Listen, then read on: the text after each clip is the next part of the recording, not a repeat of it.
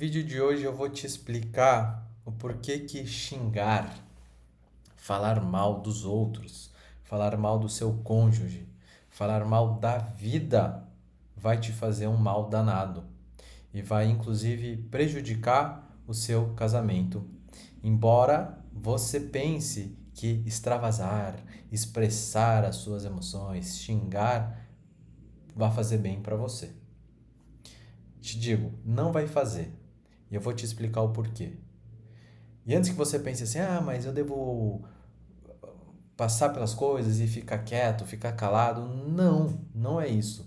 Mas entre ficar calado e xingar o outro, condená-lo, há um meio do caminho. E é este meio do caminho que eu quero te apresentar hoje, mas eu preciso te explicar algumas coisas. Eu preciso te dar uma aula hoje aqui.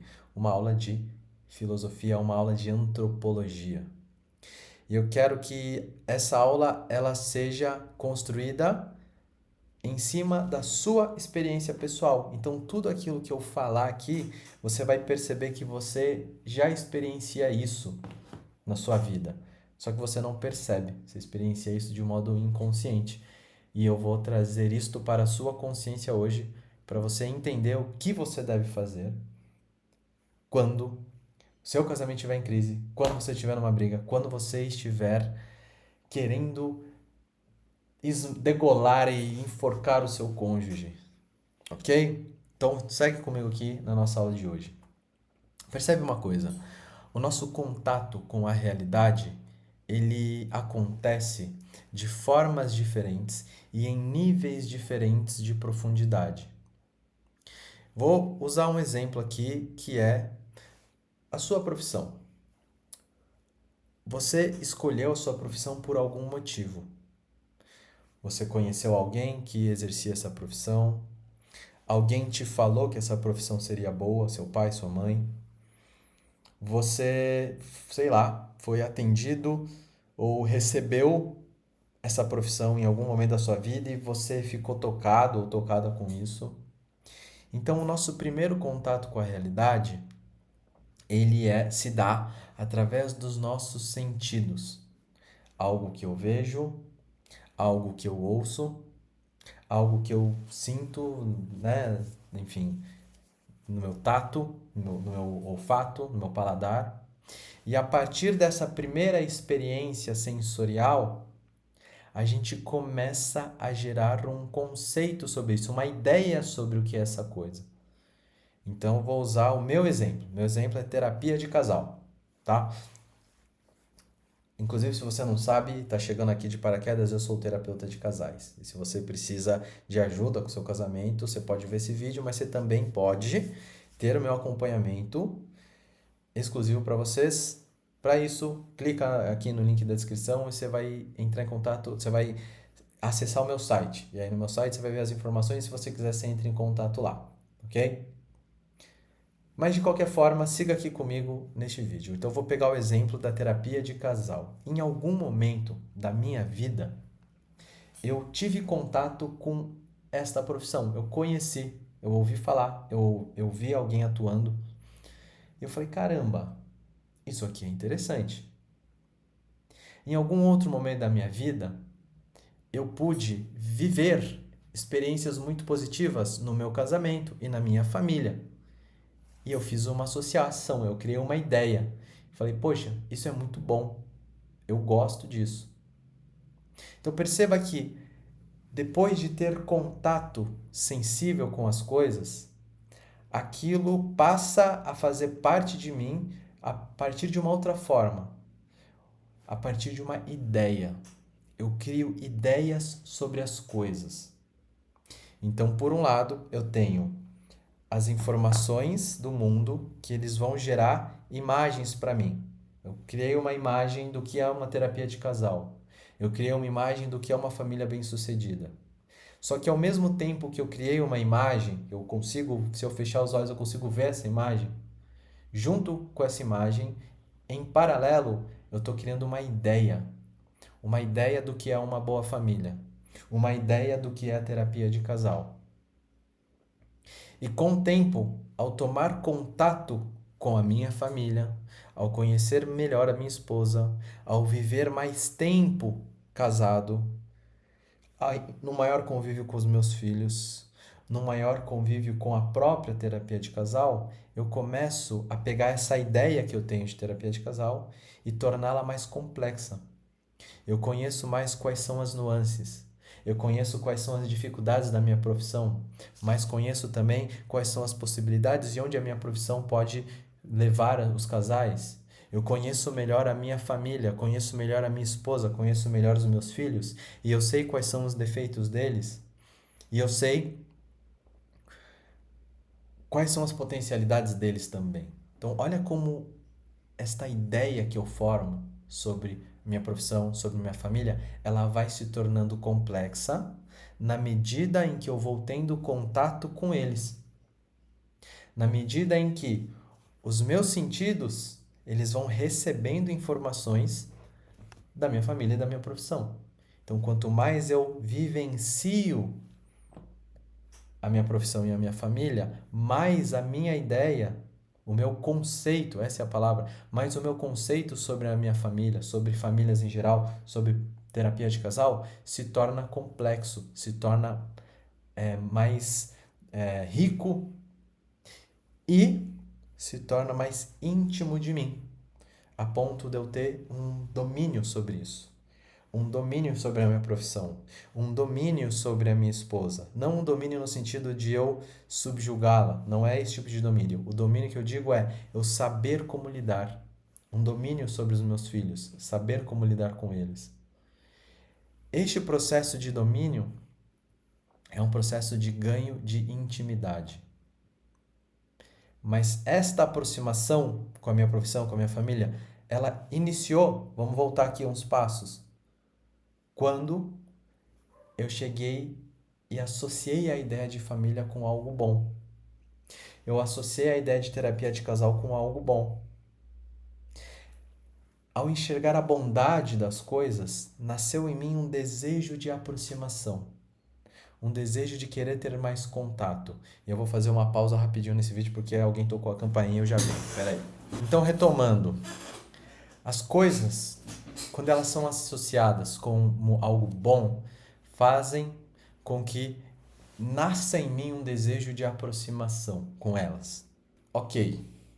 Agora vamos lá. Entendido isso, vou para uma segunda parte, que é quando eu tomo contato com as coisas, elas chegam até mim e eu crio uma ideia sobre elas, eu preciso de recursos para criar essa ideia. Vou dar um exemplo aqui. Se eu vou construir um castelo de areia, o que eu preciso? Preciso de areia. Se eu não tenho areia, eu consigo pensar no castelo, mas eu não tenho o recurso necessário para isso. No nosso caso, o recurso que a gente tem para formar ideias sobre as coisas é a nossa linguagem, as palavras. São as palavras. Certo? Olha só. Vou abrir um parênteses aqui. Vou falar um pouco dos meus estudos de filosofia, só para você entender o que eu estou dizendo. Olha só, abre aspas. Precisamos de um elemento que tenha trânsito nos dois mundos. Que mundo que é esse? O mundo sensível e o mundo das ideias que a gente cria. O mundo da razão. O mundo da sensibilidade e o mundo da razão.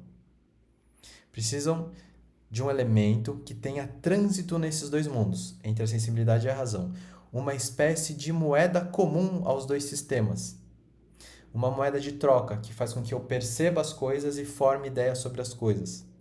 E esta moeda comum, precisamente, é a linguagem. Ou seja, as palavras que nós usamos para nos referirmos à realidade vai impactar na ideia que nós formamos sobre a realidade. Se você é da psicologia ou já fez terapia e conhece, por exemplo, terapia cognitivo-comportamental, você vai saber que a linguagem, ela constrói os nossos pensamentos e as nossas crenças. É a forma como a gente se refere à realidade. Se você é da psicanálise ou já passou por psicanalista, A fala tem um papel importante de fazer com que os conteúdos internos recalcados eles venham para a consciência, ou seja, a palavra ela tem a função de tornar as nossas ideias mais claras e de nomear aquilo que acontece na nossa realidade, seja a nossa realidade interna ou seja a nossa realidade externa. E aí eu volto no início do nosso vídeo. Por que que é ruim a gente só reclamar, a gente xingar o outro, falarmos mal da vida? Não que a vida não tenha elementos ruins, não quero dizer isso. Não que a outra pessoa não tenha uma série de defeitos, não é isso que eu estou dizendo. O que eu estou dizendo é que, se nós nos referimos ao outro apenas de modo negativo, se nós nos referimos à vida apenas de modo negativo, através da queixa, através da reclamação constante, a ideia que nós vamos formar sobre a realidade vai ser uma ideia negativa. A ideia que eu vou formar sobre o outro vai ser uma ideia negativa. No fundo, uma ideia irreal. Por que uma ideia irreal? Porque a realidade ela não é de todo ruim. A realidade também tem uma série de coisas boas.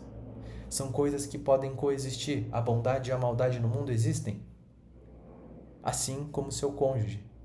Ele tem uma série de defeitos, tenho certeza disso, assim como você também. Mas ele também tem uma série de qualidades.